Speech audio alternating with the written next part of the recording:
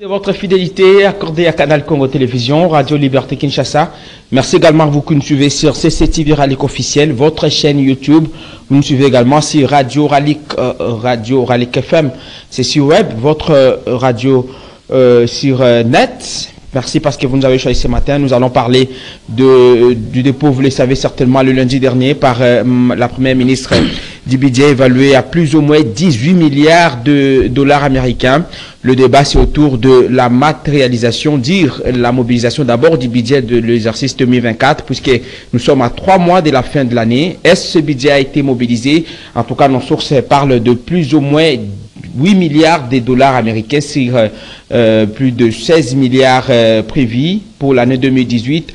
Déjà, le DEP parle de dépassements à la présidence de la République, mais aussi dans les institutions du pays. Mesdames et messieurs, de nouveau, merci.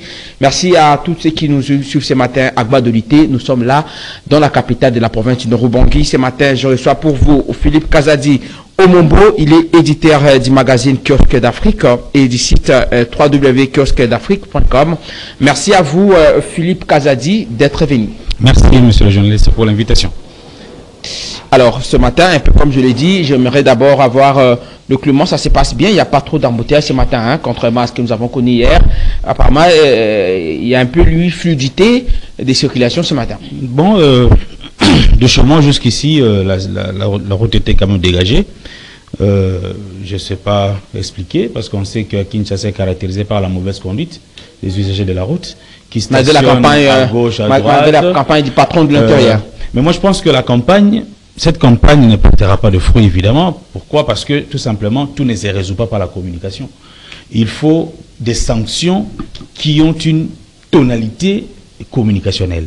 Lorsque la sanction est exemplaire, les autres vont suivre la voie.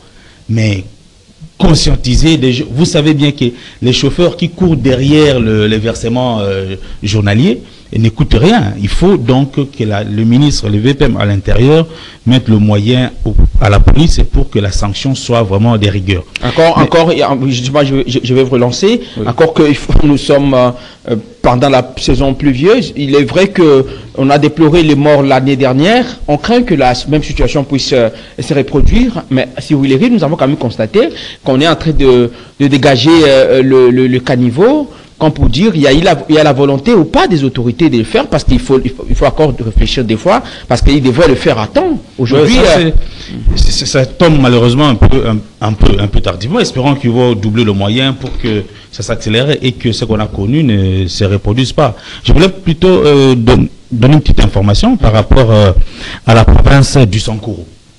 À la province du Sankuru, au niveau de cette province, il y a carence, il y a un sérieux problème.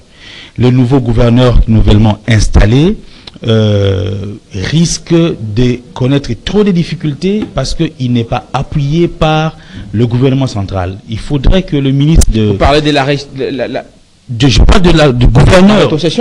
Non, je parle de frais de fonctionnement qui doivent arriver pour permettre au gouvernement provincial du Sankuru de pouvoir relancer ses activités. Vous savez que cette province plutôt a été gérée par des gens que je peux considérer comme étant des milices ou bien comment on dit, des touristes qui sont venus à la tête de la province, c'est faire un peu d'argent et puis partir. C'est lui qui a laissé la place à Victor Kitenge, le nouveau gouverneur, a laissé moins de 1000 $ dans la caisse de la province. Est-ce qu'il y avait il faut voir dans quel bâtiment travaille le gouverneur de la province du Sankuru. Il faut voir dans quel bâtiment travaille. Bon, il doit être aussi un manager, pas pour mobiliser les moyens. Mais oui, il faut mobiliser le moyen, mais il faut que le moyen soit également disponible. Il faut que les autorités écoutent les cris d'alarme de cette population de la province du Sankuru. Merci. Mais il y a aussi, vous savez que le ministre Moïse Nzangi, lorsqu'il était à l'enseignement supérieur universitaire, il avait lancé la vente de diplômes à moins cher, je crois que c'était à 20 $. Les gens ont payé l'argent, mais j'ai reçu des appels que jusqu'à aujourd'hui, ils n'ont pas encore reçu de diplôme. Et donc, c'est ce que Daniel Safou, je ne sais pas il est où, j'ai appris qu'il a été arrêté, mais il a dénoncé en son temps la situation qui s'est... Oui, en tout cas, moi j'ai reçu plus de 5 appels de gens qui réclament leur diplôme et ils avaient payé, mais qui n'ont pas encore reçu de diplôme. On ne sait pas pourquoi alors on a lancé cette campagne si les diplômes n'étaient pas encore disponibles. Alors là, on parlerait encore des escroqueries. Comme on a déploré sur RAM, si tu sais qu'il dit, on connaît des séries de détournements. En tout cas, ça ressemble à ça.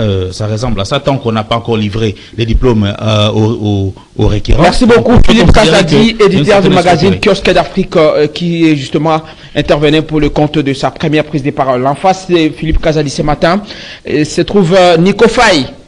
Nico Faye avec son tableau, je le vois derrière. Bonjour, merci d'être venu. Je préfère que vous puissiez bien vous tenir là. Merci beaucoup. Alors, Nico Faye, vous allez bien ce matin? Merci beaucoup. J'aimerais que le constat établi par Kazadi Philippe soit également fait par vous, relevé si vous voulez, par rapport à la fluidité des circulations ce matin. Apparemment, on n'a pas souffert ce matin. Ça. Merci beaucoup, estimé, pour l'opportunité. Je salue aussi mon collaborateur. Je salue tous les téléspectateurs de CCTV et les auditeurs de Radio Liberté Kinshasa. Nous sommes là, nous avons beaucoup à dire, bien que nous avons commencé l'émission avec un retard. Nous aimerions que nos minutes là, nous puissions nous récupérer nos minutes parce qu'il y a beaucoup à dire. Je pense que le réalisateur a suivi. Je dois commencer par le rappel national, que mon peuple retienne qu'à ce jour, le régime a abandonné la cité de Bunagana, ça fait 831 jours. Et vous allez vous poser la question, pourquoi seulement au Bunagana? Il y a les rebelles ont déjà élargi le champ. Oui, Bunagana a été prise à titre symbolique, à titre de rappel. La cité de Bunagana fait partie du territoire de Rutshuru. Qui dirait ceci, il est déjà sous contrôle des rebelles. 229 jours. Depuis que ce régime nous a placés dans une situation dont on ne s'est pas nommé, vous allez faire le calcul avec moi qu'il y a eu remise reprise le 24 janvier 2019. Les mandats étant de 5 ans. Faisons tous le calcul. Comment expliquer qu'on assiste à une cérémonie le 20 janvier 2024? Qui peut écouter le mandat? Qui a le pouvoir d'écouter un mandat?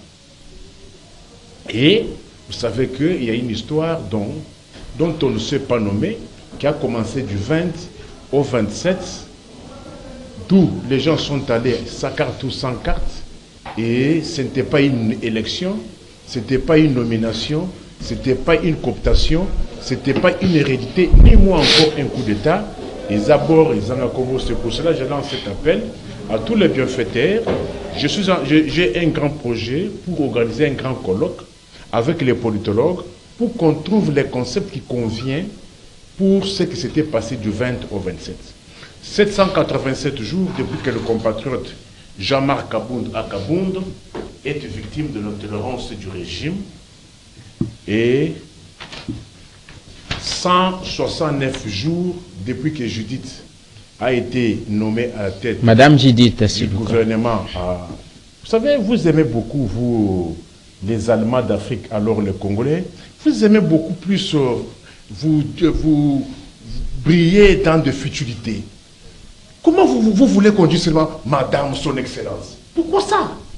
Dans les États où on paye les gens, où les autorités respectent la population, les dirigés, où il n'y a pas de sens contraire, où les autorités payent les impôts, où l'on paye les chômeurs, on appelle Kamalaris. Peut-être parce qu'on est bantou. Je finis. Avez-vous entendu là-bas, on dit que non, Maïma der Kamaralis? Avez-vous entendu ça là-bas? Avez-vous entendu là-bas Maïma der Hillary Clinton? Avez-vous entendu là-bas papa? Non, évitez-nous ces histoires-là. Les dirigeants n'ont pas besoin de ça. Vous ne payez pas les gens. Vous prenez leur argent, vous les escroquez. Vous ne payez pas les assurances. Vos côtés, les véhicules de votre cottage tuent les Congolais sans qu'ils ne soient indemnisés. Et vous laissez dire non, madame. Ça sert à quoi tout ça? Alors c'est sur la raison qui fait que vous ne puissiez pas respecter les... Ce n'est pas un manque de respect. Ce n'est pas un manque de respect. Si quelqu'un m'appelle Nico Faye, m'appelle Zawapi. Mais à lorsqu'on dit Trump, lorsqu'on dit Biden, lorsqu'on dit Macron, avez-vous déjà entendu là-bas Papa Macron? Non, mais du président Macron. Vous n'entendez pas aussi donc Macron, Kamalaris. Allez-y. Vous avez entendu là-bas Maïmader. Oui, vous avez dit 169 jours depuis que Madame Judith est au contrôle. C'est elle qui est aux commandes. 6 ans et 73 jours depuis que les Allemands d'Afrique, alors les Congolais, ont oublié les défilés d'indépendance. Il faut se souvenir que depuis que les Mobutis et leurs enfants sont revenus, il n'y a plus de défilé d'indépendance. J'ai posé la question de savoir si vous avez connu la même situation que Philippe Kazadi ce matin. Je vais d'abord dire une situation qui devient récurrente. C'est la 4e fois que je trouve ma voiture cassée. On ne prend souvent que les sacs de documents. Cela m'est arrivé encore avant-hier soir. On a cassé la vitre. C'était où? Je ne sais pas si c'était au palais de justice. Mais non, mais on a cassé quand vous avez constaté. Je constaté cela aux environs de 20 h au niveau de la RTNC sur l'avenue Kabinda. Vous avez laissé le véhicule là? J'ai dit, j'ai quitté le palais de justice vers 19 h. Je suis allé sur l'avenue de Kabinda. C'est là où je me suis rendu compte que ça a été cassé. Non, avant que vous montiez dans le véhicule, vous n'avez pas vérifié, vous n'avez pas pris soin de vérifier? C'est-à-dire, la petite vitre de derrière. Oui. Je ne m'étais pas rendu compte. J'ai quitté le palais de justice le mardi. Donc le fait, c'est se reproduit, selon vous, au palais de justice. Au palais de justice ou bien sûr avenue Kabila. C'est la 4e fois qu'on prend ça. Il n'y a pas de documents compromettants. Mais si ce n'est pas un acte commandité... Vous pensez que vous gênez le régime? Je suis en train de me poser la question. C'est la 4e fois on casse, on ne prend que le sac, généralement où il y a beaucoup de documents, beaucoup de codes. Et je suis encore une fois de plus. Cette fois-ci, il n'y avait pas... Mais vos documents de rappel national? Beaucoup de choses. Des documents sont partis et les codes sont partis. Merci. Alors, je pense que le message est passé. Les autorités vont prendre soin. Si ce n'est pas un crime organisé, et que par un pur hasard, si ce sont des voleurs simples, si vous arrivez à trouver un sac avec des documents, mettez-vous en tête que non, ça m'appartient. Vous pouvez me contacter au plus 81 plus 243 81 64 44 165. D'accord, répondez à ma question. Alors, le constat ne peut être qu'amer. Ce matin même? La fluidité, c'est par rapport aussi au jour, mais ce n'est pas une situation que nous pouvons applaudir. Parce que ce matin, il y a eu fluidité, mais peut-être c'était le matin. Mais attendons vers 11 h midi. Vous serez peut-être surpris. Ici, lorsque nous parlons État, que tu sois de gauche, que tu sois de droite, si nous bénéficions tous des bonnes routes, nous n'aurons que des bras et des mains pour applaudir. Mais aujourd'hui, que mon peuple retienne que la cause majeure des embouteillages, d'ailleurs, nous ne sommes plus au stade des embouteillages. Nous avons atteint le seuil de bouchon. Des fois, ça ne bouge pas. La première cause des embouteillages à ce jour, c'est le mauvais état des routes. Quelle est cette route qui est épargnée aujourd'hui à des trous? D'ailleurs, c'est pour cela que je pose la question. Est-ce que doit-on parler de 0 trou, opération Ekenda Wapi, ou bien devons parler de 1 milliard de trous? Je pose cette question. Si mon frère Philippe peut avoir le courage de me rencontrer sur ce moyen-là, doit-on parler opération 0 trou, ou bien opération 1 milliard de trous? Vous ne voyez aucun effort jusque-là? Tu te poses la question, quand tu ne pas des efforts là, c'est sur quelle avenue? Non, mais il y a des routes qui sont construites même. Citez-moi une avenue qui est une avenue à forte affluence qui est épargnée par les trous. Mais les autorités fournissent des efforts pour construire des routes secondaires et réhabiliter même certains tronçons. Vous le savez certainement que même si Makanza, où j'ai à un moment donné été pas personnellement bénéficiaire, nous avons vu une route construite. Aujourd'hui, estimez, si tu habites du sud de Founan, que vous voulez atteindre la Gombe, Vous allez emprunter quelle route? Vous serez obligé d'emprunter des Huileries et 24. Des Huileries est en quel état? La ville des Huileries est dans quel état? Ce n'est plus... Je pensais même que... Ça a été rebaptisé, à ce que je sache. Ça a été rebaptisé. Actuellement, c'est Etienne Tshisekedi. Est-ce que je connais? Écoutez. Avenue Etienne Tshisekedi. Apprenons comme vous aimez. L'avenue Etienne Tshisekedi. Non, mais non, c'est la légalité qui... Je sais que vous êtes un légaliste. On ne peut pas aller dans l'illégalité. Bon, comme vous aimez. L'avenue Etienne Tshisekedi là est dans quel état? Avenue, comme vous l'aimez. Son Excellence fait Etienne Tshisekedi est dans quel état? D'ailleurs, au croisement des avenues des Huileries et Cabinda, pas plus longtemps que 2 semaines, j'ai fait un semblant de travaux là-bas. Je pensais que c'était l'État qui faisait.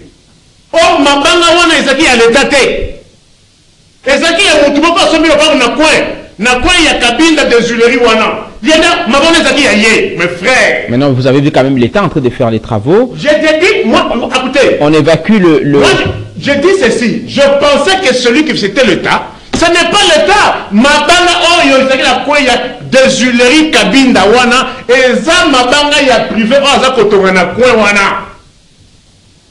Toi tu trouves normal mon frère que avenue neti Kasavubu ekufa yo pepe kobeta maboko avenue Kasavubu oyo keno arrêt monene ezaki ya arrêt Wakadingi oyo babis a transcopé na évité. Ça pourrait être quelle route, même si ça existe encore. On dit Malelo, avenue Kasavubu, arrêt Mounene Otoyobaka. Tout à l'heure, Philippe Kazadi parlait de la mauvaise conduite de ceux qui ont parfois on lance et même la course contre la montre pour obtenir le versement aussi plus vite que possible. Et vous l'avez suivi, tout à l'heure il disait que c'est question de conscientisation, et comme l'a fait le ministre de l'Intérieur, à travers cette mobilisation. Non, des sanctions. Et des sanctions y compris. Mon frère, il y a une responsabilité, il y a mauvaise conduite dans le coup de venir Kasavubu. Parmi des raisons des embouteillages. Je te pose la question. Avenue Kasavubu, il y a une responsabilité, il y a un conducteur et Zawapi. Il y a une responsabilité. Zoa avenue net flambeau oyo. Bandaka gare centrale awo. Tala est gare centrale. Botal ambulance. Maboule est la gare centrale boulevard. Zoa boka boulevard gare centrale pour comme un bon marché. Nzele et Zawapi. Merci beaucoup Nico Faye. Alors, je vais rencontrer l'autre mec. Allez rapidement, on doit aborder le sujet. Les diplômes, régime Oyo, Champions League Oyo, Bato Oyo, Makila ya Dengenini. Chacun dans son coin organise les détournements. Quand même, il faut dire qu'il est le fruit de l'opposition. Qui est-ce? J'ai pas des opportunistes, mais des opposants. Mais je dis, moi, je sais pas.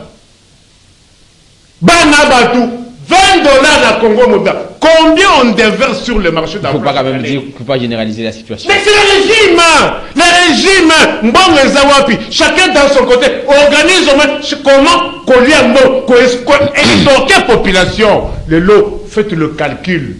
$20 fois autant d'étudiants sur toute l'étendue nationale. Merci. Et il est là, Nicolas.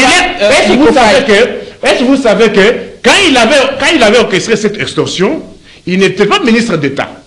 Maintenant qu'il a escorté, peut-être comme ministre d'État. Merci. Alors on va aborder... Non. Est-ce que vous savez, non? On vient de le promettre, il est promis. C'était un sujet isolé qu'il a évoqué. Je pense que les autorités ont suivi. Moi, je préfère combattre des sujets qui touchent à l'existence de mon peuple. Merci. Je pense que l'UGF et les autorités ont suivi vos propos et ils vont en saisir pour ouvrir des enquêtes nécessaires pour qu'on puisse démanteler. S'il y a eu un réseau de tourneurs, ils seront démantelés. Alors rapidement, on va aborder les sujets, puisque vous avez la parole.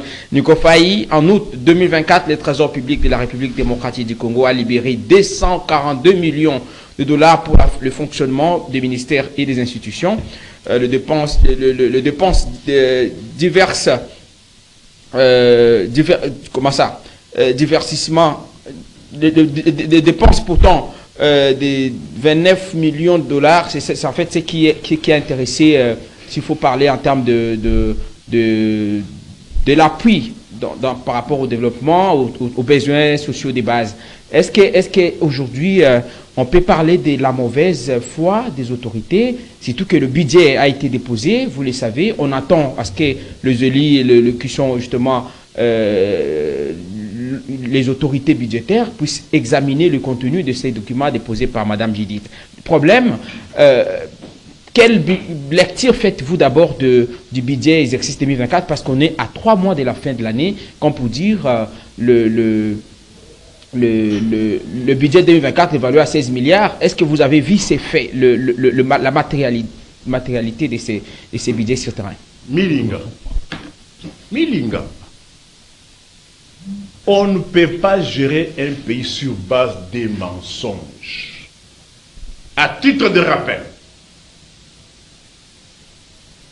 lorsque Ilou Kamba était nommé Premier ministre, il avait fait un budget réaliste de plus ou moins 7 milliards de dollars.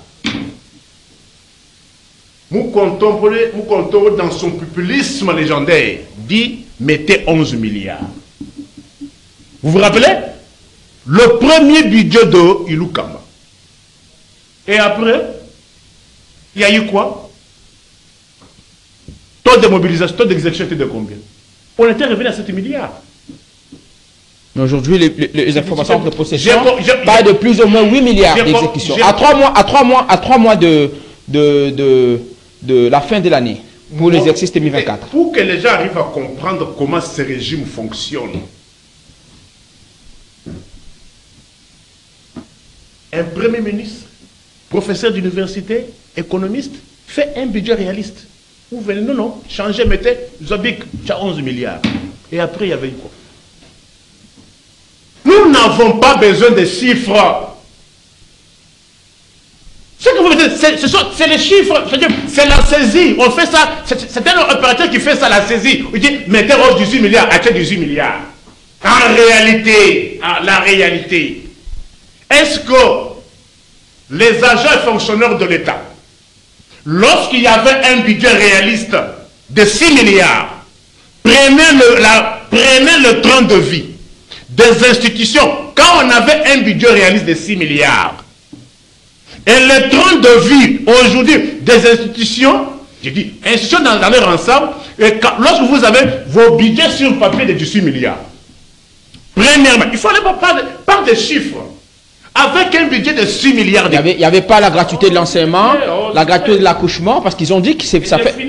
Oui, justement, mais toutes ces dépenses sont suppliées par ces budgets. Avec un budget réaliste de 6 milliards. Avec un budget réaliste de 6 milliards.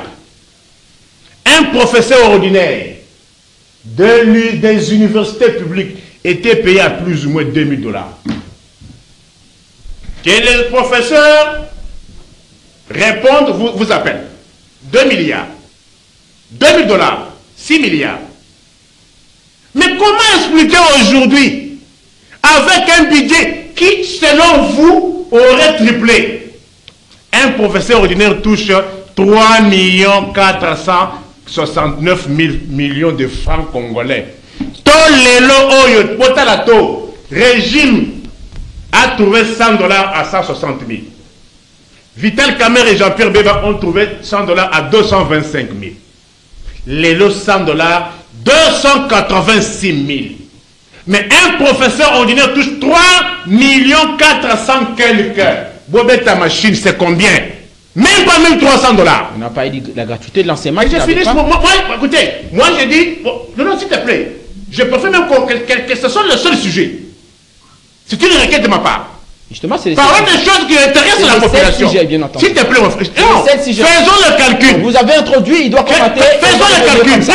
Faisons le calcul. Allez-y. Comment un budget de 6 milliards payé un professeur à 2000 $, et qu'aujourd'hui qu'on a un budget qui aurait triplé, mais le salaire au moins a baissé. Il ne faut pas oublier que le régime encore dans ce secteur. Les professeurs ordinaires réclament leur véhicule. Ils ont déjà donné leur argent 45 000 $. Le régime est toujours dans les bouts. C'est un plaidoyer. S'il te plaît, je vous dis la spécialité de ce régime, dans ce secteur de l'enseignement, les professeurs ont donné leur argent 45 000 $ américains. Plus près des 2 ans, les lots, ni tout kayali comme on a été. Merci. Ils n'ont parce qu'ils ils n'ont donné les. Alors, Philippe Kazadi, professeurs émérites.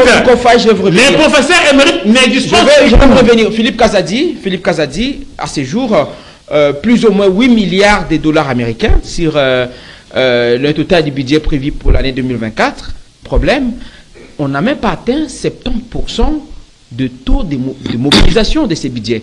Nico Faye a-t-il raison de dire que c'est un budget irréaliste, populiste, qui ne reflète pas la vérité dans son contenu? Bon, d'abord, j'aimerais dire à mon frère Faye que les auditeurs, enfin les téléspectateurs et les auditeurs qui nous suivent ont du mal à l'attendre parce qu'il fait trop de mouvements, il va à gauche, il va à droite, il s'écarte du micro, tout ça.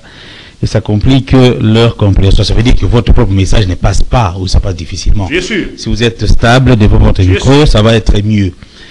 Deuxième observation, c'est que je crois qu'il va désormais appartenir à l'association des protestataires du Congo, APC, ou ASPROCO, ou APROCO. Il y en a comme ça, des structures? Mais c'est lui le président.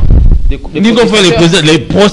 protestataires du Congo. Il en est le président. Il est protestataire, en quoi? Bah, bien sûr, voilà la question, la bonne question. Vous avez posé une question d'entame. Comment la circulation aujourd'hui? Est-ce qu'elle était fluide ou pas? Non, lui il rentre dans le trou. Il peut puiser le programme zéro trou. Enfin, je ne sais pas non plus. Mais j'aurais voulu qu'on reste quand même focus. Qu'on reste quand même focus sur le programme qui visait à. Non, qu'on reste focus sur la thématique. La question des embouteillages à Kinshasa n'est pas qu'une question de route. Ça, je l'ai dit plusieurs fois. Il n'y a pas autant de véhicules à Kinshasa pour qu'on assiste à ce qu'on assiste. C'est vrai ça? Non. La vérité est que nous avons des mauvais conducteurs, des gens qui ne respectent, excusez-moi, des gens qui ne respectent rien sur la voie publique. Ils chantent des bandes, ils stationnent partout et ça bloque tout le monde. Donc, avant d'arriver à la question qui nécessite beaucoup de moyens, la réhabilitation des routes nécessite beaucoup de moyens, mais je pense que réguler les comportements des usagers de route coûte moins pour qu'on s'y attelle rapidement. D'accord. Voilà, donc c'était un peu ça. Alors, vous pouvez le rencontrer dans ces arguments. Il dit non, il n'a pas avancé d'argument, il a en train de protester des histoires. Il a parlé du budget en évoquant le fait qu'il y a décalage, il n'y a pas une cohérence, une suite logique dans le document déposé en 2024. Avec ce qu'il y avait en déjà depuis 2019, il dit que ce sont les budgets qui sont confectionnés dans le but de tromper la population. Parce qu'en soi, les contenus de ces budgets ne reflètent pas la vie quotidienne de la population, en évoquant tout ce qu'il a avancé. Bon, il faut voir effectivement la situation des Congolais. Lorsqu'il prend par exemple le taux de dollar et qu'il compare au salaire des professeurs des universités à l'époque de Lukamba, donc ça fait quasiment 6 ans maintenant, vous allez voir qu'il y a eu, comment on appelle ça, notre monnaie a perdu de sa valeur devant la dépréciation monétaire. C'est cette dépréciation monétaire qui fait, parce qu'ils sont payés en francs congolais, et lorsque vous prenez le franc congolais, vous le ramenez en dollars, ok? En conversion. Vous convertissez en dollars, vous ressentez directement qu'il y a baisse du salaire des professeurs d'université.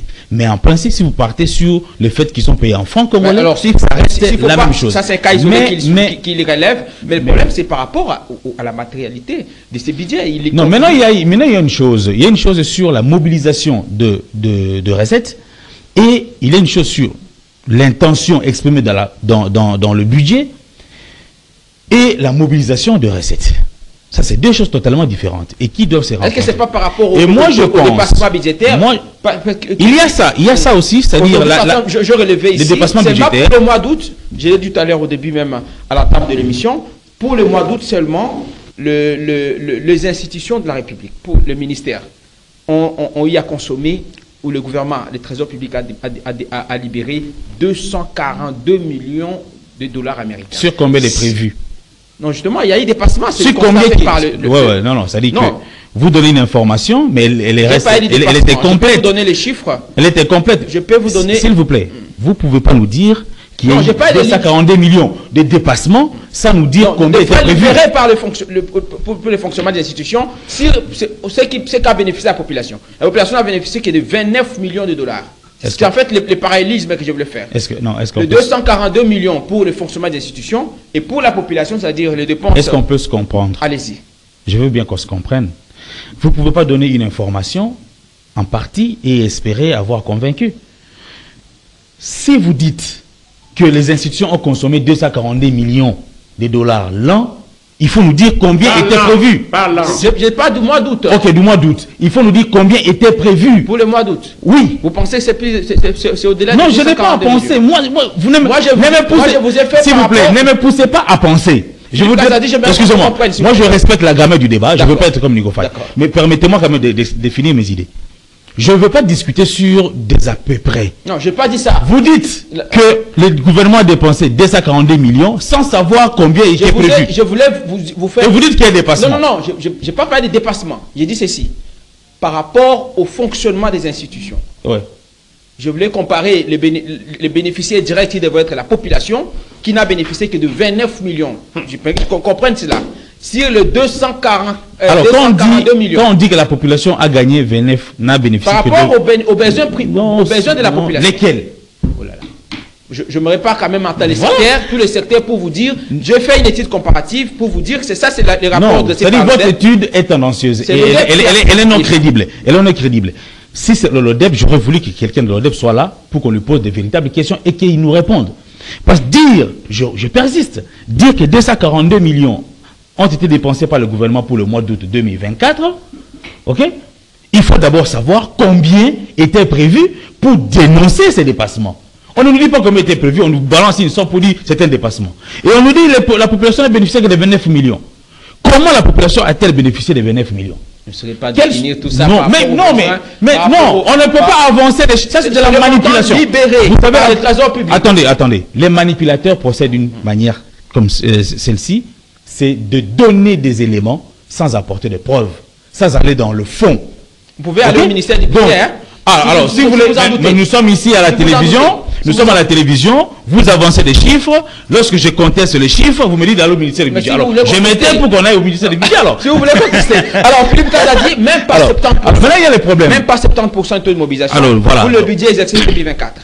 Alors, en 2025, on paye des 18 millions. Alors, si les 4 sur le budget prévu l'année dernière, aujourd'hui, on est à peine à moins de 70% d'exécution, alors qu'on est à 3 mois de la fin de l'année. Alors, je suis d'accord. Je ne voudrais pas paraître ici comme un défenseur acharné du régime contre un protestateur acharné du régime. Moi, je ne voudrais pas être défenseur acharné du régime. Je vois ce qui marche et je vois ce qui ne marche pas. Je veux le dire aussi. Mais ce que je veux est que nous restions quand même cohérents et logiques dans notre analyse, dans notre présentation des faits. Ici, je suis comme journaliste et je présente des faits de manière objective. Notre gouvernement souffre d'un seul problème en ce qui concerne les budgets, c'est de la matérialisation en termes de mobilisation des recettes telles qu'est prévues. Les recettes prévues ne sont pas forcément mobilisées. Pourquoi? Parce qu'effectivement, on assiste à ces phénomènes de détournement aussi. Et des fuites des assiettes fiscales. Oui, il y a tout ça. Et donc, il y a des régies financières. Le problème, les régies financières mobilisent le fonds.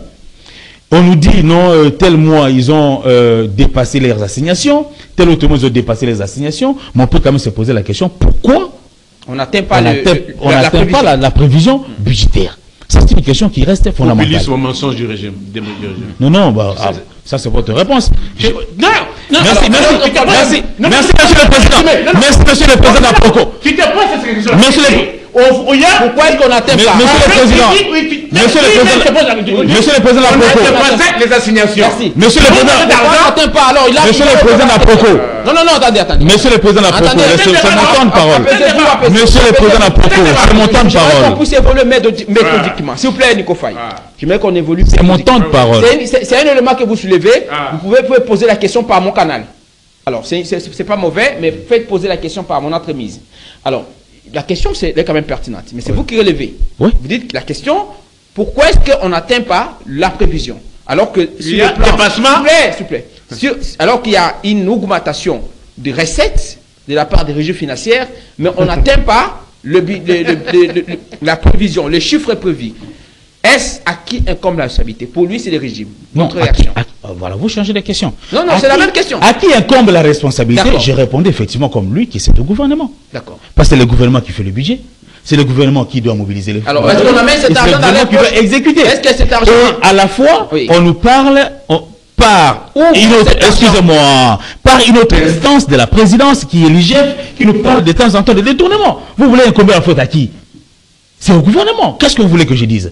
Mais seulement je veux qu'on reste cohérent et focus sur ce dont on doit parler. D'accord. Qu'on ne divague pas, on dit qui trop embrasse, mal étreint. Alors il y a il faut que le message puisse passer. Il y a le problème de l'exonération parfois que les autorités en font de trop, et parfois qui sont masqués, parce qu'ils bénéficient derrière ces exonérations des avantages. On exonère parce qu'on doit faire passer X ou Y. Il y a même quelqu'un qui m'a dit, il faudra voir si ces gens de Pepsi n'ont pas été exonérés quand ils ont amené leur histoire. C'est encore la question. Est-ce que ces exonérations bénéficient réellement à la population? Parce que quand on exonère, ces gens doivent travailler pour le compte de la population. Excusez-moi. Je suis en train de vous poser la question. De quoi on parle? Nous parlons du budget, bien entendu. Parce que quand on exonère, nous parlons du budget. L'exonération, c'est un avantage qu'on accorde à certaines personnes morales ou physiques par rapport à certaines circonstances. D'accord. Ok. Alors, ça, c'est à côté. Bon, maintenant, vous dites non, moi, je mets ça de côté. Nous parlons ici. Il y a des exonérations qui sont masquées. J'aimerais que vous réfléchissiez sur cette optique-là. Non. Il ne faut pas me disperser dans mes pensées. Je veux que nous restions... nous parlons du sujet, du budget qui a été déposé par la Première ministre, Madame Souminois, au niveau du Parlement, qui a été évalué à 18 milliards de dollars. Et nous nous posons la question, est-ce que le gouvernement sera en mesure de mobiliser ces 18 milliards en nous rappelant que l'année dernière, ce qui a été prévu n'était pas mobilisé? C'est ça le débat que nous sommes en train de faire. Alors maintenant, vous faites rentrer... Nous sommes pas en dehors du débat. Vous faites rentrer... Nous sommes pas en dehors du débat. Quand vous parlez des exonérations... C'est-à-dire que lorsque je raisonne... Moi, je n'ai pas parlé de l'exonération. Moi, je n'ai pas parlé de... Oui, mais il faut me laisser finir mon idée. Sinon, on va gaspiller les minutes pour rien. Philippe Kazadi. Il ne faut pas penser que l'exonération profiterait à la population nécessairement, parce que ça devrait profiter à la population. Ce sont les aspects, les autres structures, comme vous l'avez dit. Mais je l'ai relevé. J'ai dit que d'autres responsables de l'État... Lesquels? Oh là là. Alors, vous pouvez évoluer. Mais il faut qu'on arrête les supputations. Vous dites, si on exonère les ONG, on a dit dernièrement ici, le ministre Moukoko Samba a proposé qu'on exonère, par exemple, le produit des premières nécessités. Ça ne profite pas à la population? Ça profite bien entendu à la population. Mais lorsque vous dites, moi je cite Moukoko Samba, lorsque vous dites qu'il y a des personnalités qui bénéficient de l'exonération, mais lesquelles? Et dans quel domaine? Qu'est-ce qu'ils ont amené au pays qui n'a pas été taxé à la frontière et qui n'a pas été bénéfique pour la population? Ça vous ne dites pas, et vous voulez qu'on discute sur du chimère. Moi je ne fais pas ces débats. Moi, je ne suis pas de l'école du président de la PROCO. Si vous n'avez jamais appris alors dans ces pays qu'il y a des exonérations masquées, je suis désolé. Et non. Nous parlons de fuite des recettes, des assiettes de l'État, et vous semblez dire que les exonérations ne peuvent pas être prises en compte. Non. Alors là, vous pouvez aller... Moi, je ne peux pas venir à la télé et discuter sur des supputations. Non, c'est pas des supputations. Je veux, ici nous sommes dans un média sérieux quand même. Je veux que vous me disiez, vous avez dit que l'ODEP a dit qu'il y a 142 millions de dollars qui ont été consommés par les institutions de la République. Vous avez cité quand même une source. Et vous dites non, il y a des personnalités qui bénéficient. Non, je n'ai pas des personnalités qui font accorder des exonérations. Et ce qui est vrai, c'est pas vague. Comme je n'ai pas ces informations-là, je n'aime pas y revenir.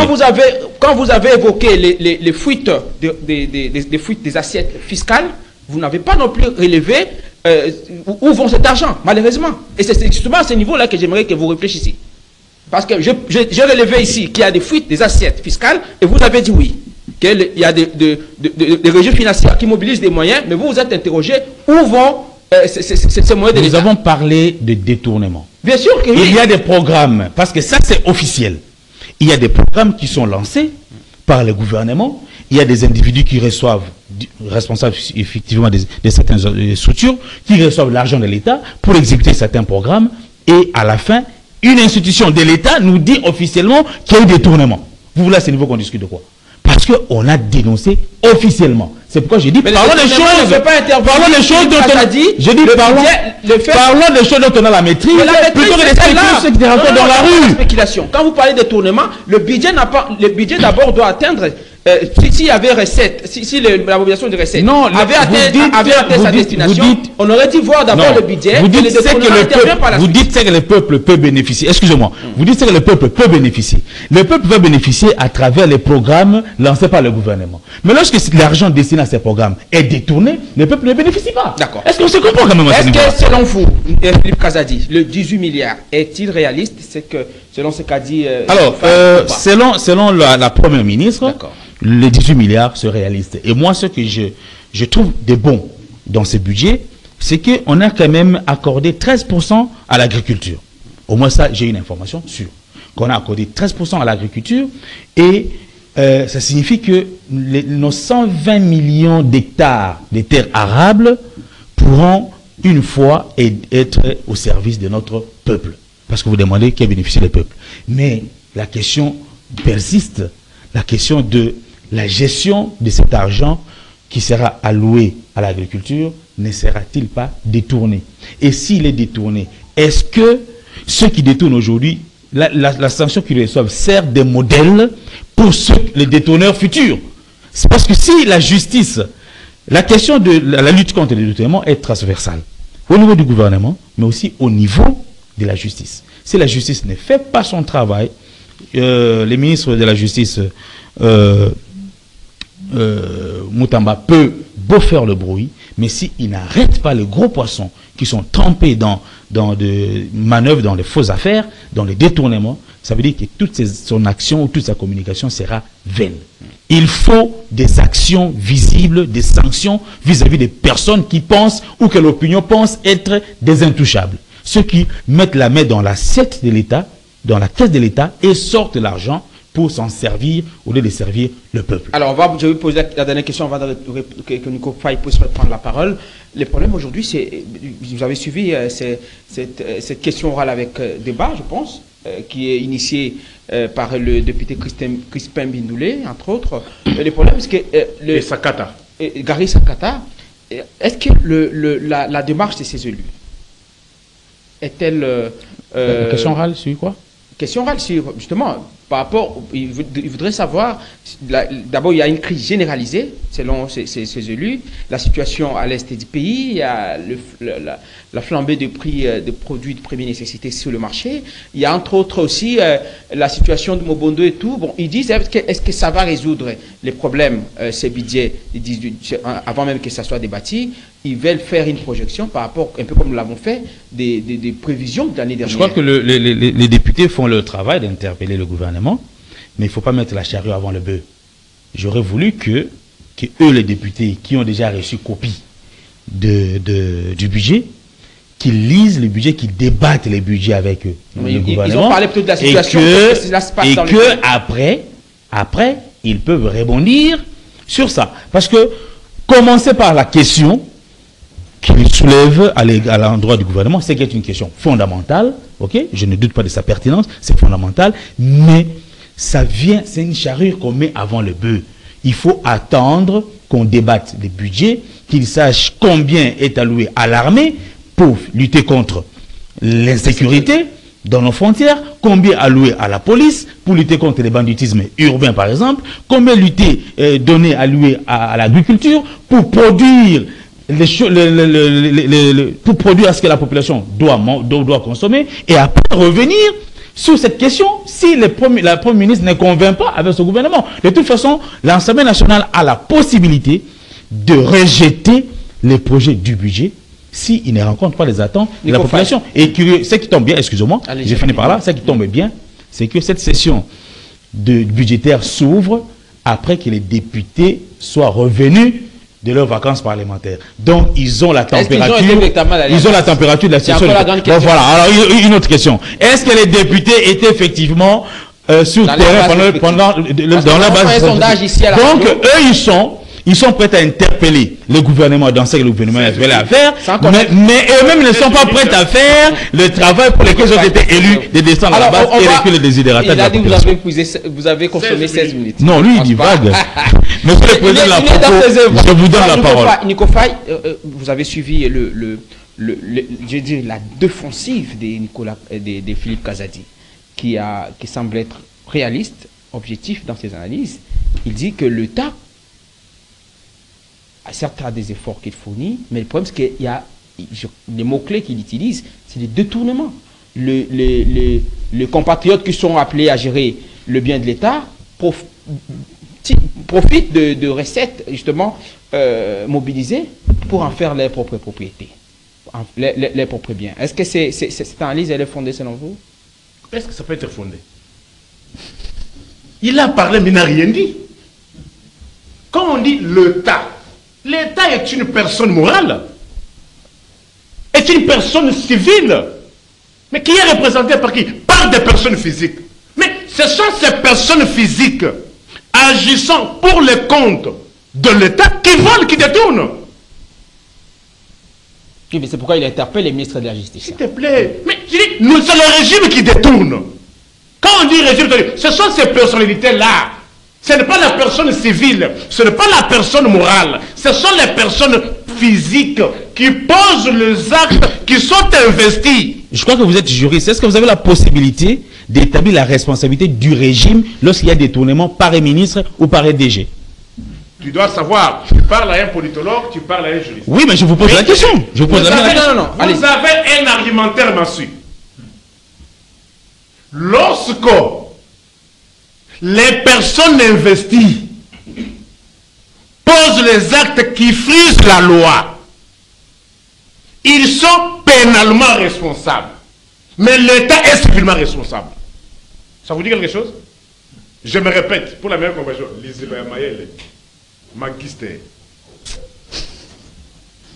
Lorsque un agent public commet un fait infractionnel dans l'exercice de sa fonction, il est pénalement responsable. Mais c'est l'État qui est civilement. L'État ou le régime, c'est ça? C'est ce que vous voulez dire? Le régime. C'est bien la nuance. Hein? Est-ce que c'est l'État ou c'est le régime? Bon, vous devez comprendre. Non, allez-y, répondez. Vous devez comprendre. L'État. L'État. Ok, merci beaucoup. C'est pas le régime. Quelle différence est-il entre un régime et l'État? Alors, parce que le régime passe, mais l'État reste. Rapidement, on a fini. Alors, mais maintenant, la question principale que nous avons posée, le budget, est-ce réaliste ou pas? Je vous ai dit que non, ici on vous dit seulement, prends les stylos et le papier écrit tel montant.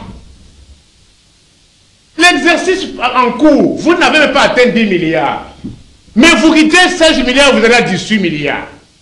Je suis allé moi dans le fait. Mais qui n'a pas rencontré? J'ai avec moi ici un bulletin. C'est un bordereau de banque. Là où le budget doit refléter la réalité. Un militaire, quand on avait un budget de 6 milliards, les mêmes militaires touchaient 200 000 francs. Mais néanmoins, les taux étaient à cela. Parce qu'il a cherché à faire un distinguo entre l'inflation. Mais qui est responsable de l'inflation? À qui est-ce qu'on doit poser la question pourquoi il y a inflation? C'est à l'État, c'est au régime. Mais bien entendu. Mais non, pourquoi chercher à détourner le régime? Voici un bulletin. Un militaire. Avec votre budget de 18 milliards, voici les salaires d'un militaire. Alors, quelles sont les priorités aujourd'hui? Voici les salaires d'un militaire. Merci, merci. On va archiver ça.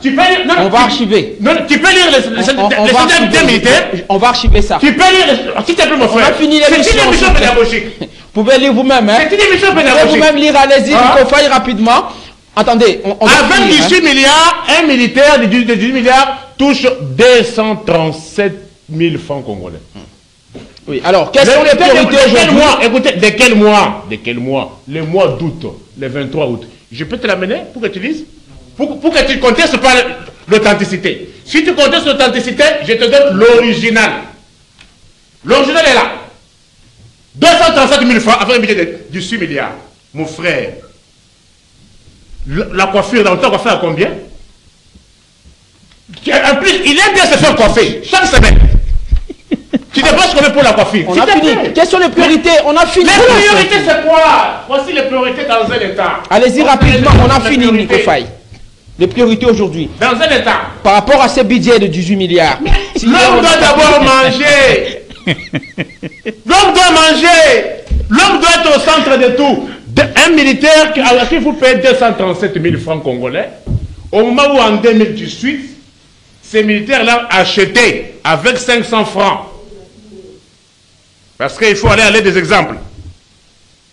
Un ebundel de Mbwengi coûtait 500 francs. Mais aujourd'hui, pour acheter un ebundel de Mbwengi, il faut 3500 francs congolais. Mon frère, taux d'inflation est de combien? Réfléchissons. Taux d'inflation est de combien? 600%. Vous incombez la faute à qui? Avec 6 milliards. Mon frère, réfléchissons. Nous avions Congo Airways. Aujourd'hui, comment expliquer avec 18 milliards? C'est-à-dire, on a triplé le budget, on n'a aucun aéronef. On a fini. Mon frère, réfléchissons. On a fini, Nico Faye. Comment expliquer avec 6 milliards? Avec 6 milliards, un magistrat, un médecin de l'État, touchait en réalité l'équivalent de 1300 $. Mais aujourd'hui, avec un budget de 18 milliards, il n'y a plus de frais de fonctionnement. Il y a un magistrat qui m'a posé la question avant de me dire, procureur général pour le peuple, vous nous critiquez trop. Je suis dans un bâtiment de l'État, mais montrez-moi un bien de l'État ici, à part le mur. Merci à vous d'avoir suivi cette émission. Même la chaise sur laquelle elle est assise n'appartient pas à l'État. Merci à vous. C'est sa chaise Merci à vous, Philippe Kazadi, d'avoir été le nôtre. Merci, merci pour l'honneur. Vous retrouvez prochainement pour un autre numéro de votre magazine. Merci à vous également, Nico Faye, d'avoir été le nôtre. Merci à Moron Diambé. Merci à Georges Libengue et toute l'équipe qui nous accompagne tout le matin. Merci, le plaisir a été pour moi de prendre cette émission. Nous vous retrouvons demain, ça sera pour le dernier numéro de la semaine. Ça sera vendredi. Alors portez-vous bien, cette émission, vous pouvez la suivre en rediffusion à 18 h sur Canal Congo Télévision et à 22 h sur Radio Liberté Kinshasa 96.8 MHz. Portez-vous bien, au revoir.